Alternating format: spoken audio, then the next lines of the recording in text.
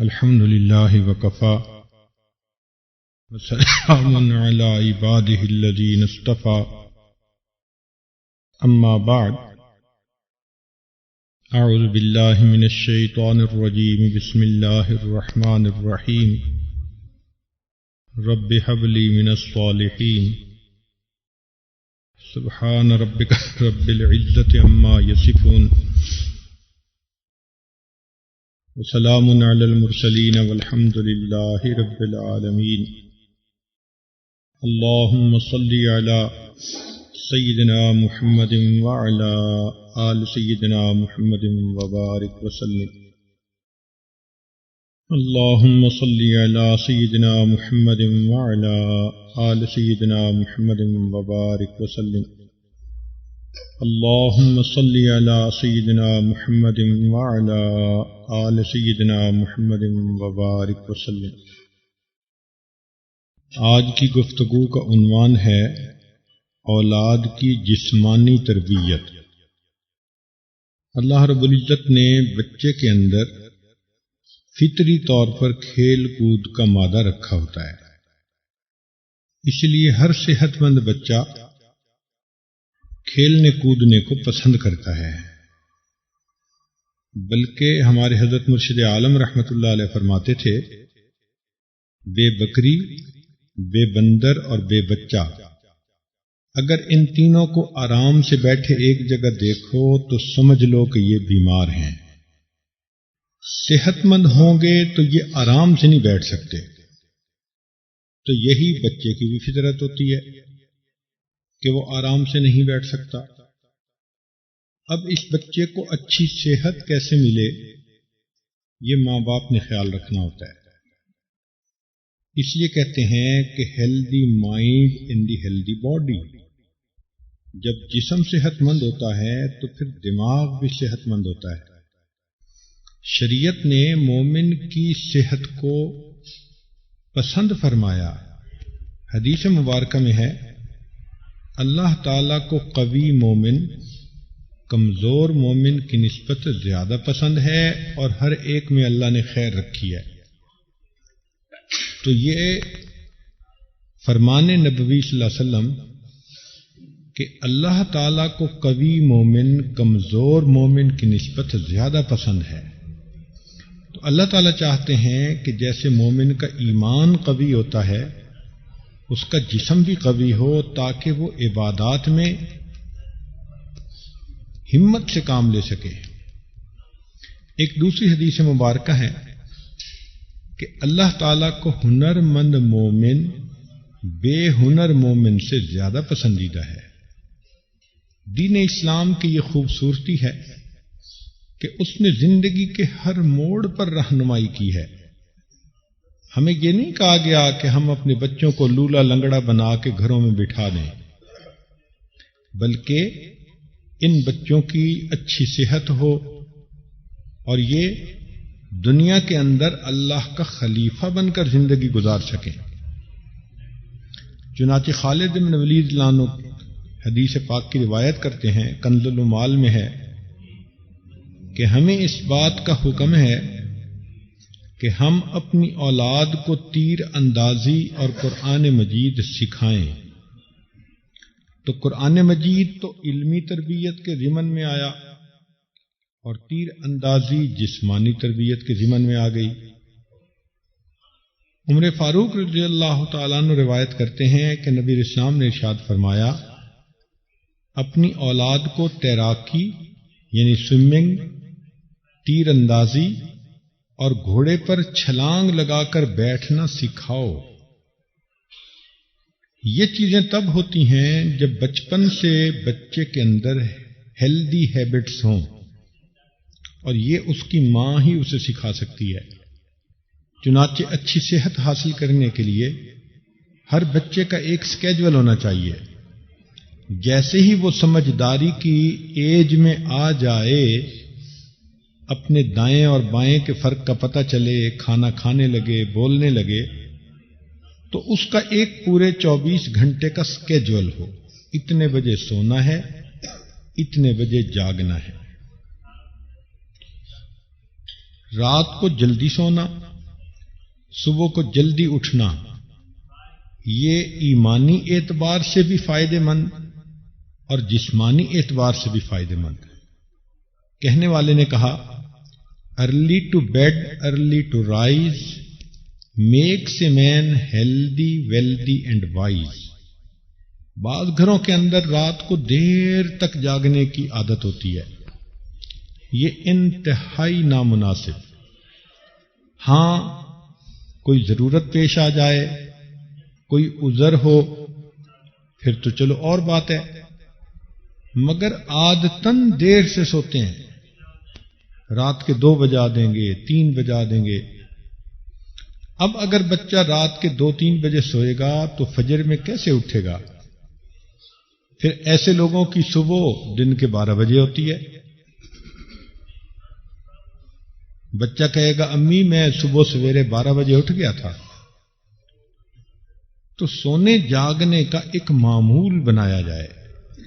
نبی علیہ الصلوۃ والسلام کی مبارک عادت تھی کہ آپ عشاء کے بعد جلدی سوتے تھے، اس لیے حدیث مبارکہ میں ہے کہ نبی علیہ السلام عشاء سے پہلے سونے کو ناپسند کرتے تھے، والحدیث بعدہا، اور عشاء کے بعد گفتگو اور باتیں کرنے کو ناپسند فرماتے تھے کہ بس سو جاؤ۔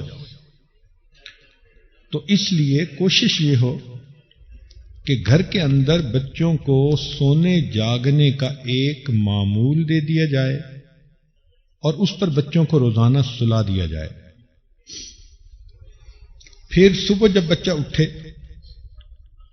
تو اس بچے کو سمجھانا چاہیے کہ اس نے وضو کرنا ہے، فجر کی نماز پڑھنی ہے، اور اپنی ذات کو اس نے صاف ستھرا رکھنا ہے۔ چنانچہ دانتوں کی صفائی ماں باپ کو سکھانی ہے، برش کرنا ہے تو کیسے، مسواک کرنا ہے تو کیسے۔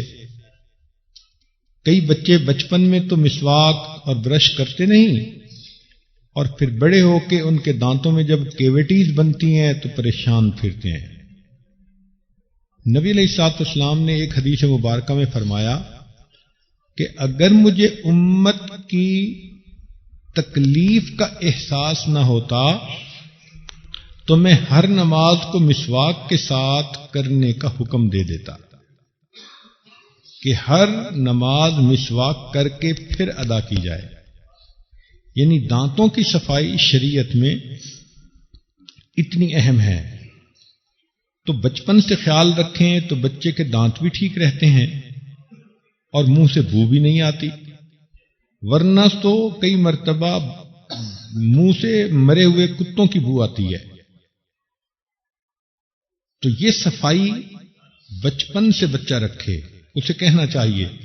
نبی علیہ الصلوۃ والسلام رات کو سونے سے پہلے وضو فرماتے تھے اور مسواک کیا کرتے تھے۔ اس کا مطلب یہ ہوا کہ رات کو سونے سے پہلے دانتوں کو صاف کرنا انتہائی ضروری۔ آج کل کے ڈاکٹر لوگ کہتے ہیں کہ صبح اٹھ کے بے شک آپ مسواک نہ کریں، لیکن رات کو کر کے سونا ضروری۔ وجہ یہ ہے کہ جب بندہ بغیر مسواک کے رات کو سو جاتا ہے تو منہ کے اندر کھانا، میٹھا اور ایسی چیزیں موجود ہوتی ہیں، تو پھر بیکٹیریا جو ہوتا ہے اس کو کئی گھنٹے اپنا کام کرنے کا موقع ملتا ہے۔ سوتے ہوئے انسان کا منہ بے حرکت ہوتا ہے، بند ہوتا ہے، تو بیکٹیریا اس میں پھر دانتوں کو نقصان پہنچا رہا ہوتا ہے۔ اس لیے رات کو جب بچہ سوئے تو اس کا منہ بالکل صاف ستھرا ہونا چاہیے۔ اسی طرح بالوں کی صفائی۔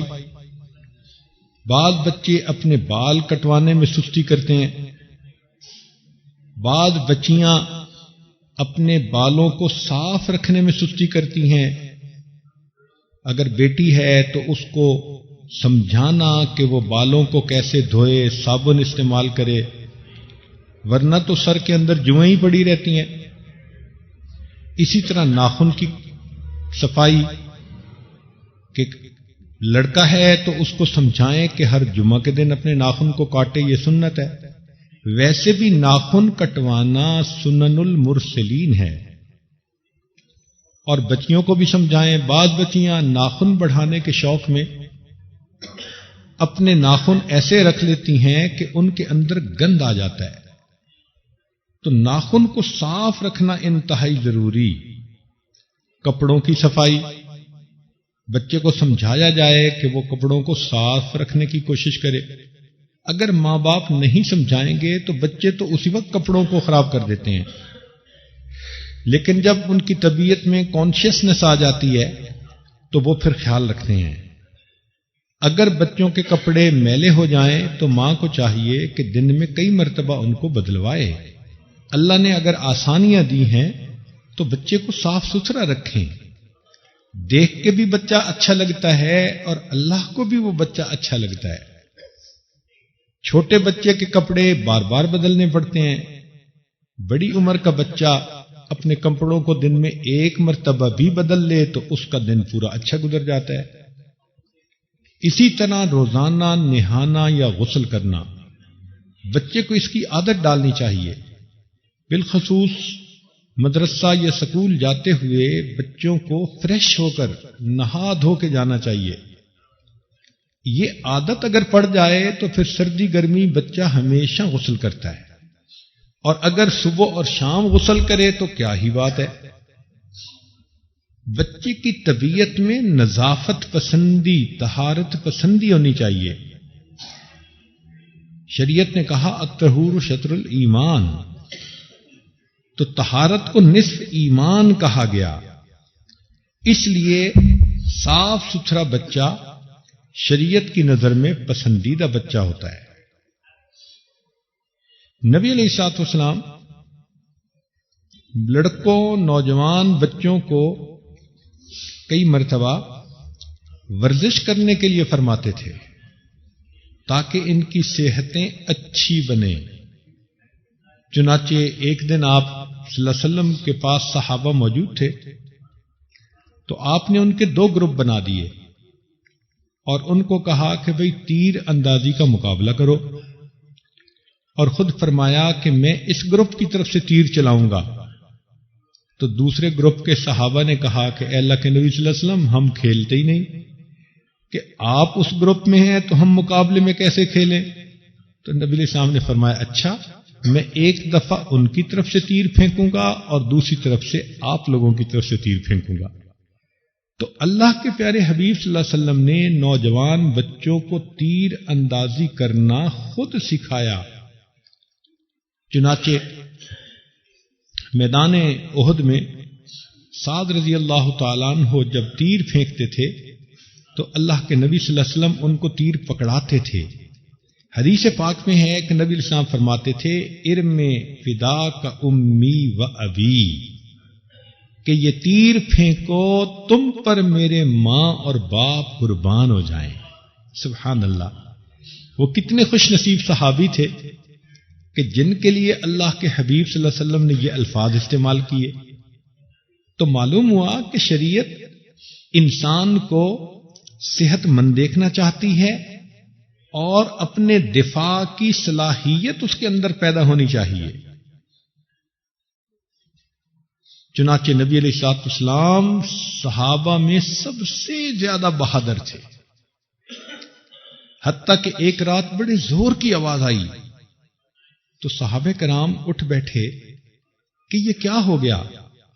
اب یہ اپنے گھروں سے باہر نکلے تھے کہ دیکھا کہ نبی علیہ الصلوۃ والسلام ایک گھوڑے پر سوار ہیں اور آپ صلی اللہ علیہ وسلم شہر کے باہر سے چکر لگا کے واپس تشریف لا رہے ہیں اور صحابہ کو اطمینان دلا رہے ہیں کہ کوئی فکر کی بات نہیں، میں سب کچھ دیکھ کے آیا ہوں.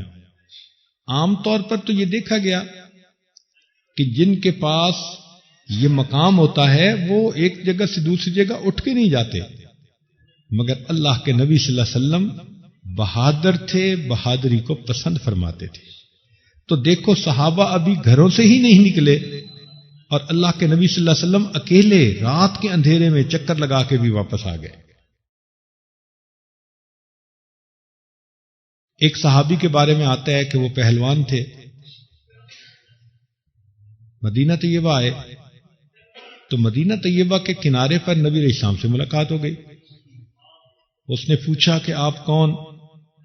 فرمایا میں اللہ کا نبی؟ اس نے کہا جی میں تو ہوں پہلوان، اور اگر آپ میرے ساتھ کشتی کریں اور مجھے پچھاڑ لیں تو پھر میں ایمان لے آؤں گا۔ اللہ کے حبیب صلی اللہ علیہ وسلم تیار ہو گئے۔ حدیث مبارکہ میں آتا ہے کہ نبی علیہ السلام نے اس سے کشتی فرمائی اور اس کو چت نیچے لٹا دیا۔ تو صحت تھی نا، ہمت تھی، طاقت تھی، قوت تھی، تب یہ ایسا ممکن ہوا۔ تو اس سے معلوم ہوتا ہے کہ ہم بھی اپنے بچوں کو اچھی صحت بنانے کی تلقین کریں۔ مدینہ طیبہ سے باہر جہاں ابیار علی ہیں، ادھر ایک بڑا سارا میدان ہے، اس کا نام ہے سباق الخیل۔ تو وہاں پر نبی علیہ الصلوۃ والسلام صحابہ کو بھیجتے تھے اور وہ گھڑ دوڑ کرواتے تھے، یعنی گھوڑے دوڑاتے تھے۔ ایک مرتبہ نبی علیہ الصلوۃ والسلام نے ایک چھوٹے بچے کو جہاد میں جانے کی اجازت دے دی، دوسرے کو فرمایا کہ تم چھوٹے ہو نہیں جا سکتے، تو وہ چھوٹا کہنے لگا کہ اس سے میری کشتی کروا دے، اگر میں اس کو گرا لوں تو مجھے بھی جانے کے لیے موقع مل جائے۔ تو نبی علیہ الصلوۃ والسلام نے دونوں کی کشتی کروائی، اور واقعی چھوٹے نے بڑے کو گرا دیا، تو اللہ کے حبیب صلی اللہ علیہ وسلم نے چھوٹے کو بھی ساتھ جانے کی اجازت مرحمت فرما دی۔ تو یہاں سے معلوم ہوتا ہے کہ صحابہ رضی اللہ عنہم کے جو بچے تھے وہ بھی ماشاءاللہ ایسی ورزشیں کرتے رہتے تھے جس سے کہ جسمانی صحت انسان کی اچھی ہو۔ اور دیکھیے حدیث مبارکہ میں آتا ہے کہ نبی علیہ الصلوۃ والسلام جب حضرت عباس رضی اللہ عنہ کے گھر تشریف لاتے تو ان کے 3 بیٹے عبداللہ، عبید اللہ اور کثیر، ان تینوں کو ایک لائن میں کھڑا کر دیتے اور دور بیٹھ کر اپنے ہاتھ پھیلا کر فرماتے کہ تم میں سے کون میرے پاس پہلے دوڑ کے آتا ہے۔ وہ تینوں بچے دوڑ لگاتے، کوئی آپ کے سینے سے لپٹ جاتا، کوئی کندھے پہ آ جاتا، کوئی پشت پہ آ جاتا، اور اللہ کے حبیب صلی اللہ علیہ وسلم سب کو بوسے دیتے۔ تو معلوم ہوا کہ اللہ کے پیارے حبیب صلی اللہ علیہ وسلم بچوں کو دوڑنے، کھیلنے، بھاگنے، ورزش کرنے کی تلقین فرماتے تھے۔ چنانچہ ایک مرتبہ حضرت حسن لانو دوڑ بھاگ رہے تھے، اللہ کے حبیب صلی اللہ علیہ وسلم دونوں ہاتھ پھیلا کر بیٹھ گئے، فرمایا حسن میرے پاس آؤ، جتنا آپ بلاتے اتنا وہ اور بھاگتے۔ تو اللہ کے نبی صلی اللہ علیہ وسلم مسکراتے بھی رہے، ان کو بھگاتے بھی رہے، کافی دیر کے بعد بالآخر آگے بڑھ کے آپ نے ان کو پکڑ لیا اور اپنے سینے سے لگا لیا۔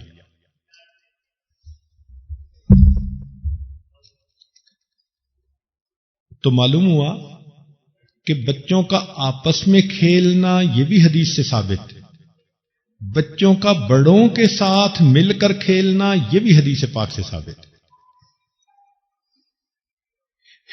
اس لیے ہمارے بزرگوں میں سے بعض ایسے بزرگ بھی گزرے ہیں جو پہلوانی کرتے تھے۔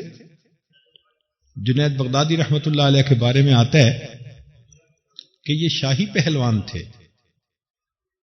بادشاہ کا چیلنج تھا کہ ان کو کوئی نہیں گرا سکتا۔ اس زمانے میں ایک سید زادہ تھا جو بہت کمزور سا تھا، گھر میں فاقے تھے۔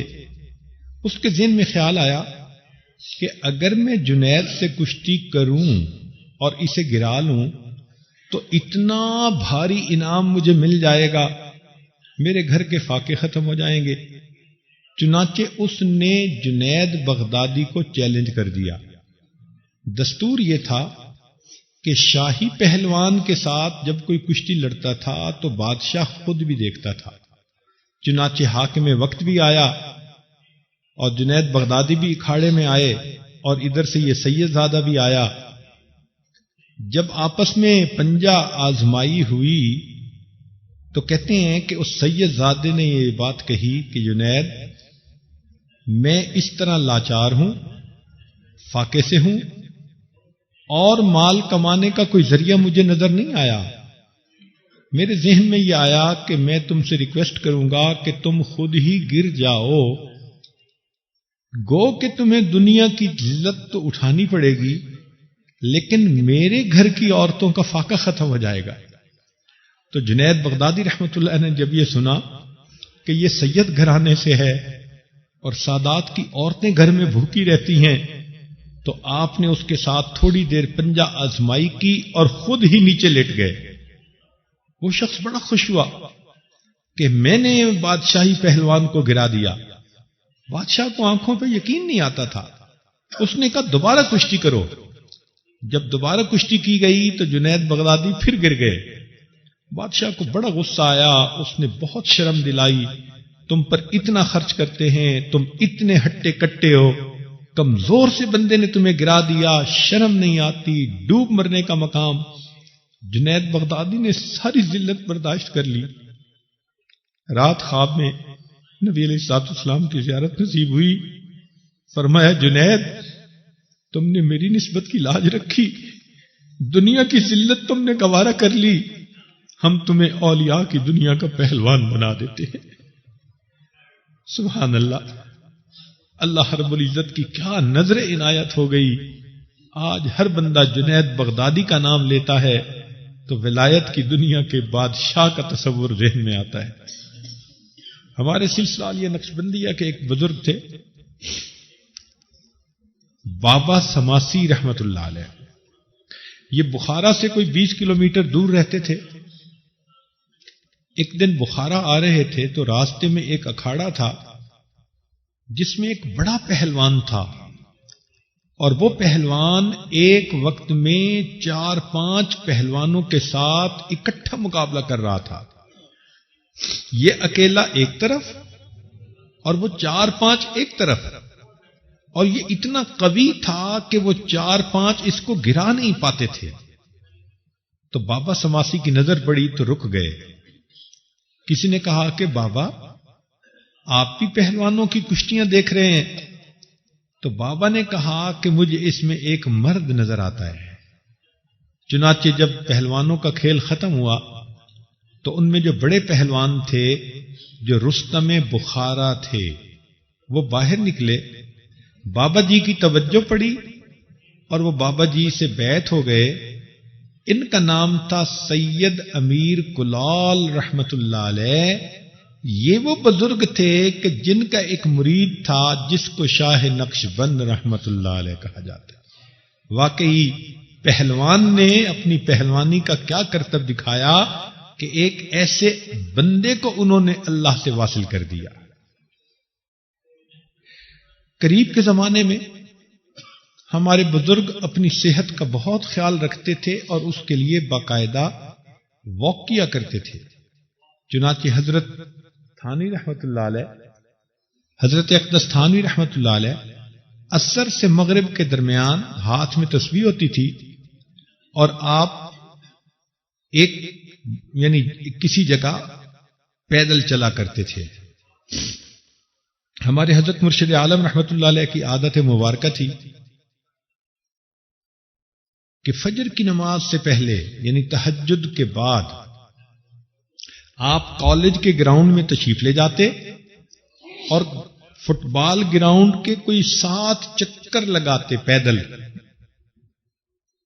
فرماتے اس کے بعد میں مسجد میں آتا، فجر کی نماز پڑھاتا اور فجر کے بعد پھر میں بیٹھ کر درس قرآن دیا کرتا تھا۔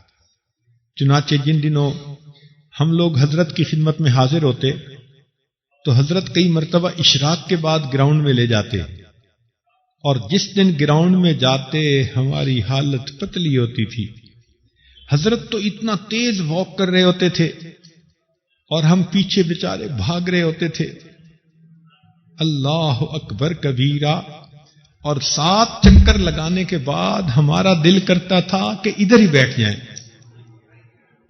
تو حضرت ہمیں دیکھ کر مسکراتے تھے کہ دیکھو یہ کتنے کمزور قسم کے لوگ ہیں۔